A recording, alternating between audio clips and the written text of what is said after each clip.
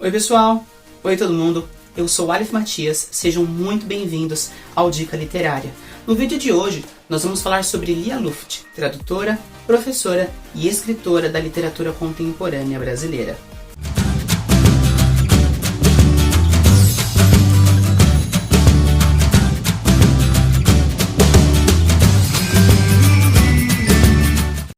Para começo de conversa, gente, a escritora Lia Luft nasceu em 1938, no Rio Grande do Sul, e morreu dia 30 de dezembro de 2021, aos 86 anos. Nesse vídeo, nós vamos fazer uma singela homenagem à escritora pela sua tão grande produção literária brasileira, para o Brasil, para a literatura brasileira, para os leitores brasileiros e não só brasileiros, porque as produções da escritora estão aí ao redor de todo mundo. A escritora Lia Luft se graduou em letras anglo-germânicas. Para quem não sabe, letras anglo-germânicas estão ali entre o alemão e o inglês. Então, ela fundamentou a sua carreira, ela pavimentou a sua carreira, o início da carreira, como tradutora e intérprete. Além disso, ela também foi mestre em literatura e em linguística aplicada, e ela lecionou nas duas frentes de estudos das letras, né? Outra informação também para quem não sabe, que nós da letras fundamentamos nossos estudos ou na literatura, na crítica literária, nos estudos literários, ou na linguística, que é o estudo social da língua, a aplicação da língua em sociedade, análise discursiva da língua, da prática da língua. E ela conseguiu trabalhar nas duas frentes, nessas duas áreas do conhecimento das letras.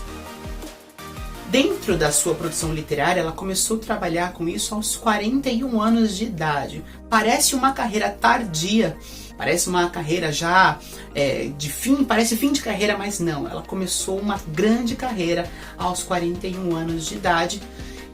Ela produziu e colocou em jogo seu primeiro romance chamado As Parceiras, que foi publicado em 1980. A sua primeira publicação foi na Alemanha e em seguida, em 1986, ela realizou a publicação aqui no Brasil. Ela publicou outros livros muito famosos como Percas e Ganhos, como Pensar é Transgredir e também Rio do Meio. Rio do Meio foi produzido e lançado em 1996 e recebeu um prêmio de melhor livro do ano pela crítica de arte daquela época, daquele ano. Além disso, a escritora ela pavimenta ela estrutura toda a sua produção entre crônicas e romances. Ela fundamenta a sua produção em textos narrativos. A escritora ela tem um trabalho muito, muito intenso com seus textos fundamentados em filosofias existencialistas. Para quem não sabe o que é filosofia existencialista, ou para quem está principiando os estudos de filosofia, os estudos da filosofia existencialistas vão entender o que é o ser humano e o que é a existência. Então, o que é o ser humano, como esse ser humano age no mundo que existe, como ele se comporta no mundo, como eu no mundo, com as coisas no mundo, como ele interage, como ele modifica, como ele transforma, como ele se transforma, como ele se comporta em relação ao outro ser humano. Então, o existencialismo vai trabalhar basicamente isso. Dois princípios do existencialismo que são muito fortes é a noção de ente e a noção de ser. A noção de ente é aquilo que existe. Tudo que existe é o ente. E o ser seria a alma, seria a consciência desse ente, que ilumina o ente, que ilumina o existente. Então não basta apenas ter um corpo para existir, mas você precisa de uma consciência para existir. Dois autores muito famosos que vão trabalhar essas noções são Husserl e o Heidegger. Dois escritores da filosofia existencialista e também da filosofia dos fenômenos, da fenomenologia. Então a autora ela trabalha muito, ela fundamenta muito as suas narrativas, as suas estruturas narrativas, os temas da sua narrativa dentro dessa perspectiva existencialista. É como se ela colocasse em narrativa o que a teoria diz. É muito interessante. O livro que eu mais gosto, né, particularmente mais gosto da autora, é o livro Pensar e Transgredir. Esse livro que eu tenho aqui em minhas mãos é um livro maravilhoso, de crônicas incríveis. E como todo mundo sabe, o gênero crônica é um gênero que vai narrar feitos do dia a dia, relatos do dia a dia, fatos importantes do cotidiano, coisas simples, como um momento em casa, como uma conversa à mesa do jantar, como o sair para tomar um ônibus, para tomar um café, para passear na praça, para ir ao shopping, dirigir o seu próprio carro, assistir um filme, ir ao cinema. Qualquer tipo de relato do cotidiano pode se transformar na narrativa de uma crônica, nesse gênero crônica. O interessante é que ela produz uma crônica reflexiva. As crônicas dela não são crônicas para se rir, mas são crônicas para se refletir.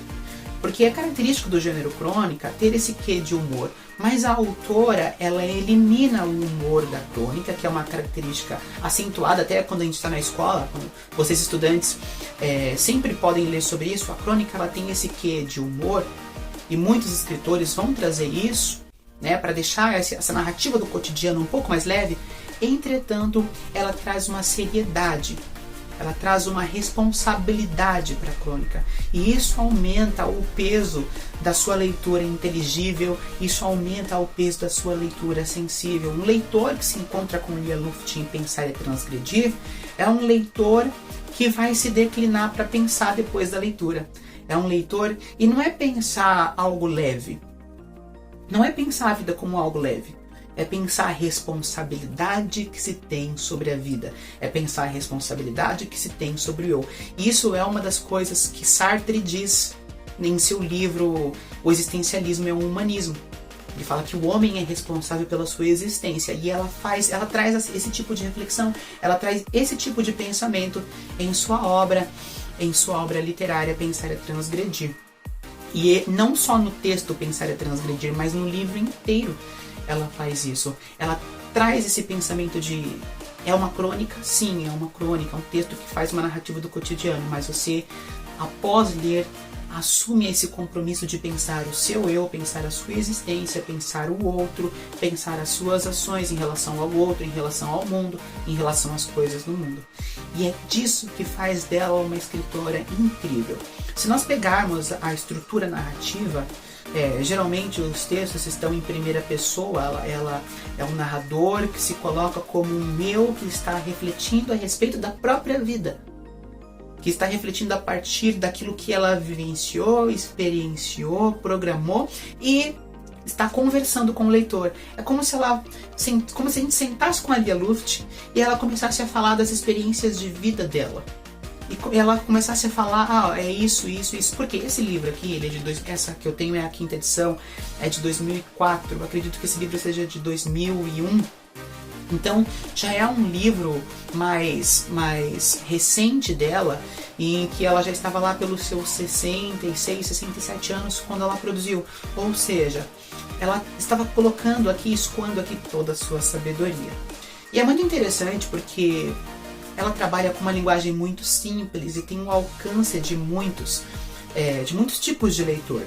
Se a gente pensar, a literatura, ela eleva o sentido das palavras, ela amplia o sentido das palavras, ela não restringe. A literatura nunca vai restringir sentido de palavra, mas ela vai ampliar sentido de palavra. O sentido é muito mais conotativo do que um sentido literal. É muito mais conotativo que denotativo. Então, ela produz esse tipo de conteúdo que vai elevar o sentido das palavras, mas de uma simplicidade. Se você perceber, ela tem uma escrita uma poética muito simples na produção narrativa. Por que eu digo poética? Porque o texto dela tem uma sensibilidade poética, tem uma sensibilidade para a poesia escrita. É muito sentimental, é muito emotivo, beira a melancolia em alguns momentos. Pelo menos Pensar e Transgredir, que é o livro que eu estou falando, ele tem esse quê. de melancolia, de reflexão, de você se debruçar com essa linguagem simples, como se ela quisesse alcançar o maior número de leitores possível com o seu conhecimento. Mas também ela utiliza de recursos muito grandes, como o neologismo, como as metáforas, ela abusa, ela brinca com as metáforas, né? Ela também utiliza da ambiguidade para trazer muitos sentidos para uma só palavra. Ela também utiliza recursos como a comparação e as suas comparações. Ela utiliza analogias, né? Essas comparações, essas analogias são para ampliar o sentido de como o leitor vai sentir o texto, porque o texto não é só para ser compreendido pela inteligibilidade do texto, mas também sentido pela subjetividade do texto em si, não é? E assim, dois textos que eu quero comentar da Lia Luft para vocês é o texto Laços e Punhais e o Pensar é Transgredir.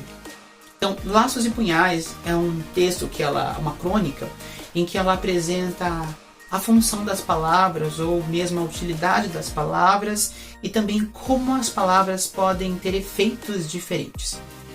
Ela diz que as palavras podem ser laços ou podem ser punhais. Ou seja, as palavras podem nos unir, criar laços, ou podem também nos esfaquear, nos ferir, como punhais.